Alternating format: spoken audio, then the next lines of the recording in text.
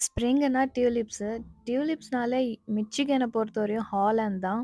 நாங்க எல்லா வருஷமும் திருவிழாக்கு போற மாதிரி இந்த இடத்துக்கு கண்டிப்பா வந்துருவோம். ஏன்னா எனக்கு ரொம்ப பிடிக்கும்.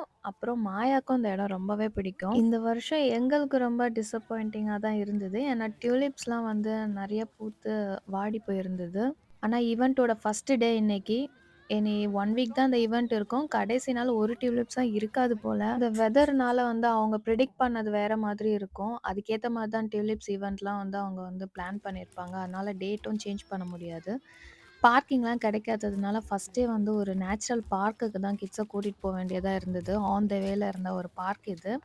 அங்க ஒரு 30, 20 மினிட்ஸ் வந்து விளையாடிட்டு இருந்தாங்க. சரி சாண்ட் ப்ளேலாம் விளையாடி ரொம்ப நாள் ஆச்சுங்கிறதுனால, அங்க கொஞ்ச நேரம் பிள்ளைங்கள விளையாட விட்டுருந்தோம். கொஞ்ச நேரம் ரெஸ்ட் எடுத்துட்டு நெக்ஸ்ட் ஸ்பாட்டுக்கும் கிளம்பியாச்சு. நெக்ஸ்ட் ஸ்பாட் வந்து விண்ட்மில் ஐலேண்ட் தான்.